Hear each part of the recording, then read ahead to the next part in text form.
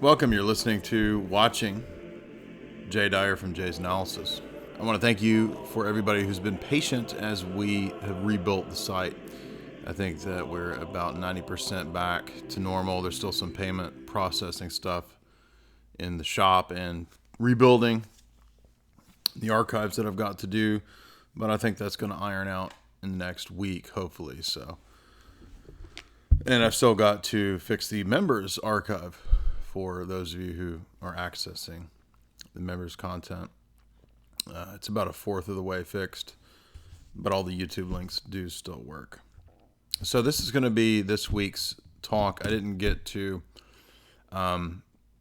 reading or finishing the book on the Rand Corporation or the book on weaponized anthropology because I was so sidetracked with basically spending every day the last 3 weeks backing up, putting the content on BitChute, fixing the archives, fixing the new website, calling the tech people. Anyway, so what I did have time to do this week was, of course, the theological studies. So most weeks, as you know, there are topics that we cover every week. So we cover the theology, we cover philosophy, maybe we cover geopolitics, perhaps we cover film in some way, Hollywood movies, whatever. I cover all these topics. So one thing I didn't put on the back burner this week was biblical theology. So I want to talk about Hosea because it'll fit perfectly in with what we looked at when we looked at Jeremiah, when we looked at the New Testament, when we looked at, in the New Testament talk, of course, we cited a lot of Isaiah texts when we looked at Daniel. And so as we look at the minor prophets now, and in the Orthodox Study Bible, Hosea, of course, begins the minor prophets. So we're looking at the period of about 750 BC. This is during, most scholars think, during the Northern Kingdom. So if you recall, if you read my article on Jeroboam and religious syncretism at Jay's Analysis, which will be up when this video is up, you'll know that that's when the Israelite kingdom split between the southern tribe of Judah and then the northern tribes. And the northern tribes, you had the establishment, Jeroboam set up an alternate version of worship, a state-controlled cult. And that state-controlled cult was a regurgitation of what the Israelites experienced in Egypt. So the worship of the calf came back. And so Israel was being tempted, of course, to go back to the ways of Egypt, even though they've been blessed and been brought out of that form of dark idolatry. Now, what we have then after this period of apostasy is the descent into Canaanite sex magic religion, and quite literally the religion of Israel this time, especially the Northern Kingdom, was Canaanite sex magic. And that's relevant because we want to see that the stuff that we see promoted in Hollywood, the stuff that we see promoted today in the bookstores and in everywhere from music to movies is really essentially the same religion that's always been here. And you really have two battling religions, and even the new atheists and atheism could be linked in with the doctrines of paganism and nature worship. I mean, essentially the Canaanite sex religion is a fertility cult based around human sacrifice to ensure fertility. And really, the new atheists, the Darwinists and so forth, they have the same view. Even if they don't explicitly believe in the gods, Dawkins will at times talk about pantheism. It's a pantheistic type of view. So we're really in the same situation as in Hosea's day, even though it sounds so crazy. How many times have we done podcasts and talks where we mentioned the fact that we don't really live in that different of a world from the time of Hosea. We don't live in that different of a period, given the fact that the same types of fertility, human sacrifice, demonic cults essentially are around today. And so we're going to look at that. So Hosea was called to prophesy, and this is also something that you should keep in mind, is that to prophesy doesn't mean always predict the future. It was essentially the office of a person who preached. There were schools of the prophets gathered around Elijah and Elisha, for example. When Ezra set up the synagogue system, there was essentially teachers of the law in many cities throughout Israel. And so during this period, God would oftentimes call or raise up a prophet to, at times, predict the future. And many of the prophets in the Old Testament, many of the prophets that are major prophets, Ezekiel, Isaiah, Jeremiah, and the minor prophets, right, Hosea, Amos, etc., they would at times predict the future. So here we're looking at both a situation where it's preaching against moral corruption, against idolatry, as well as predictions of the future. So I wanted to make that clear. It's very important. We begin with the charge of the word of the Lord came to Hosea, the son of Beeri, in the days of Uzziah, Jotham, Ahaz, Hezekiah, kings of Judah. So this lets us know what time period he's prophesying in. And he's instructed to go and grab a hoe for a wife. Sounds pretty crazy, doesn't it? This is an object lesson. In fact, if you read the prophets, you'll know that quite often God instructs the prophets to engage in pretty severe object lessons. They're pretty hardcore, such as Ezekiel creating little miniature models of what's going to happen to Israel, as well as prophecies or predictions of Isaiah being told to go naked for a period of years as an object lesson. And what this does, a lot of that's the crazy prophets out there, right? John the Baptist is a kind of an object lesson as well. The ascetic prophet out in the preaching repentance out by the Jordan. He's in that tradition of of Elijah, the schools of the prophets. Well, so we have a similar situation here where Hosea is told to marry a whore, Gomer, and the children of this union signify two different types of people in the church, or in the church of that time, we could say. One of them is faithful Israel, and the other represents unfaithful Israel. And in the midst of this, you have a very powerful prediction. This is why we're talking about it. Not just the sex magic that's relevant to today, Hollywood and all this occult gobbledygook, but the prediction of the opening of the covenant to the Gentiles. So the setting for this captivity is not yet the Babylonian captivity. This Babylonian captivity is 586, 585, right? So this is 750, so almost 200 years away. The setting for this captivity is the Assyrian captivity that's mentioned in the books of the Kings. So when Hosea marries Gomer and they have two kids, the names, just like we think back to Abraham being given a new name, Abraham, father of nations, or to Sarah being given a name, Sarai, right? In the same way, the children of this offspring are given names: Jezreel, Lo Ruhama, and Lo Ami. And in these situations, they represent, as we said, right, children who, the offspring that God has given. And in the case of Jezreel, there is the statement that, call his name Jezreel, for in a while I will avenge the blood on Jezreel in the house of Jehu. I will make the kingship to cease in the tribes of Israel. So the northern kingdoms are going to lose their kingship during this Assyrian captivity. The other child is Lo Ruhama, and it says, I will no longer have mercy on the house of Israel. I will set my ray against them. However, I will have mercy on the house of Judah.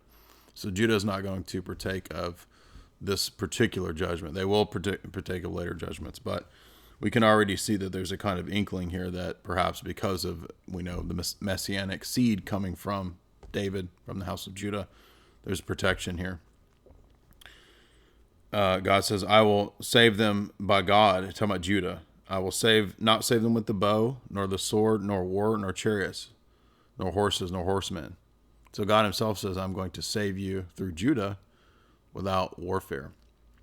In other words, when Christ comes, the Son of David, his first coming is not going to be through the means of warfare.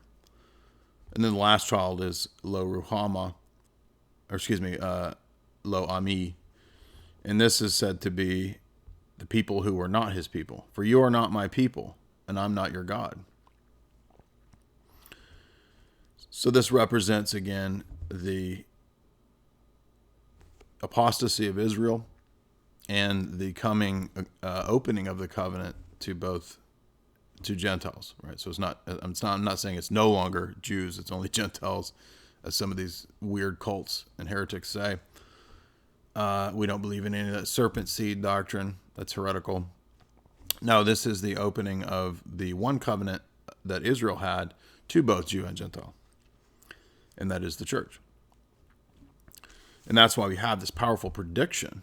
Keep in mind, in 750 BC, nobody would, just like we saw with Daniel, just like we saw with Jeremiah and Isaiah, who in the world could ever believe that there would be Gentiles across the world, the nations, worshiping the God of Israel, accepting the Messiah of Israel? In 750 BC, this is before the Babylonian captivity. Okay, so this would seem insane to Hosea or even anyone that he was preaching to, especially in the northern kingdoms, who were basically a bunch of Crowleyan sex magic practitioners. So we're told that the number of the children of Israel will be as the sand of the sea in verse 10, which cannot be measured.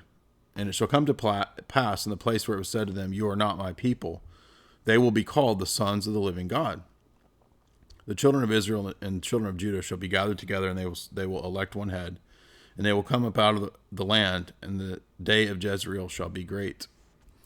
So here you have a clear prediction that is mentioned multiple times in the New Testament. 1 Peter 2, it's mentioned in Ephesians. It's mentioned in Romans 9, 24 to 26, where we're told that the people who were not God's people, not Israelites, will be called the people of God. And get this, it's specifically mentioned in the context, even in Hosea, of the Abrahamic covenant. Now we know that many times in Paul's epistles, Galatians, elsewhere, Romans, Paul specifically exegetes and explains the Abrahamic covenant in Genesis 12, 15, 17, 22, on and on, that the opening, the real promise of that covenant is the inclusion of Gentiles into that covenant. And it's not on the basis of all the Mosaic observances, right? It's on the basis of faith in Christ. And we know from the book of Acts that there is in Acts 15 the decision of how and by what means Gentiles are to be included into the church. And really, if you look at Acts 15 and the decisions of the Jerusalem Council, it's roughly analogous to the situation in Genesis when God gives the Noahic covenant, right? So there is a sense in which the Noahide laws are really essentially reaffirmed by the church in Genesis 15, or excuse me, in Acts 15, in the Jerusalem Council, as the obvious, clear, simple means by which Gentiles are to be brought into the church. They don't have to be circumcised, right? That was for the national covenant with Israel, ultimately. It was obviously began with Abraham, of course, circumcision, but it had a symbolic reference for a time, and then baptism has now replaced it because baptism is the easy, suitable means by which anyone anywhere could be brought into the covenant, right? And that has also pre-signifiers in the Levitical law with the many washings, ritual baths that the priest would take, mentioned in Leviticus and in Exodus as well. But so those are also types of baptism. Circumcision is a type of baptism. So we have to keep in mind this is crucial because Hosea specifically, in other words, it's not just an invention of Paul. Hosea specifically says that the people being called the people of God who are not, the Gentiles, the pagans, the Goyim, that's a fulfillment of Genesis and the promises to Abraham. 12, 15, 17, 22. right? Over and over, God says, I will make you the father of many nations. And that's a messianic prediction, a messianic prophecy about the seed of Abraham being the means by which all the nations will be blessed. That's obviously Jesus, right? It's a no-brainer if you have, a kind of basic biblical familiarity. So let's pause for a minute, think about that. And I want to remind you as well that most scholars, I don't know of any of the scholars that I've looked at, even the liberal crazy ones, they don't date Hosea after Jesus, right? Obviously it's not. It's far prior. It's prior to Daniel, right? It's prior to Babylonian captivity. So if this is roughly 750 BC, and we're going to see, by the way, there's actually a text where Hosea, one of the earliest ancient mentions of a written law, he'll talk about the written laws and statutes. One of the first mentions that the law was obviously written at this period, and the prophets and other statutes, right? So we have an ancient testimony here to the text in written form. And this is a signifier to anyone who's honest and paying attention to it, interested in it, that these texts are true. Right? I mean, the things that they're predicting here, they come to pass. And that's what does Deuteronomy say? Deuteronomy says, how will you know if a prophet is true or false? Well, if his prophecy comes to pass, then he's probably a true prophet. Even unless he teaches, a different God. He says, Deuteronomy says, even in that case, you don't accept a prophet whose predictions come true, right? But one of the key signs is that at least has to come true, right? And so what we see here is that it did come true, right? Just already in the first chapter, the prediction of the Gentiles being called the people of God, who were not God's people. Who else would this be? There's no other. Who else would it be? The children, the literal children here of perhaps Lo Ami, but they would be the children of Hosea. So whether we take the interpretation that Hosea married a Gentile whore, which some people have tried to argue this, the daughter of Diblaim, I don't know who that is, and we don't know that her name has any necessary significance. But whether she's an Israelite who was a ritual prostitute or whether she's a Canaanite who's a ritual prostitute, this specific object lesson shows us the fulfillment of the inclusion of the Gentiles into the church. So the whoredom imagery here is what I'm going to talk about in the rest of the book of Hosea in the members section for subscribers this week, because there's a lot of meat here. But this is, of course, one key aspect of biblical prophecy that we have to understand that the New Testament specifically says was fulfilled at the first advent of Christ. So it has nothing to do, right here at least, with the end of the world. It's not talking about some kind of John Hagee nonsense or blood moons, the blood moons of Israel. That's not what it's talking about. It's talking about the arrival of the church in the first century, the first advent. And every one of the texts in the New Testament that refers to this, I will call those who are not my people, that I mentioned earlier. They all explain it as the first advent. And that's the establishment of the church within history, within the first century, and then expanding to all of the nations. That's the period that we still live in. We still live in this church period. So we'll get into the rest of the book in the next section. But if you like this video, press like and share. And you can also subscribe to today's analysis below. Be sure to hit the bell to get notifications. And if you want to join Jay's analysis, you can subscribe to the members section at the PayPal links at the website. Thank you for watching.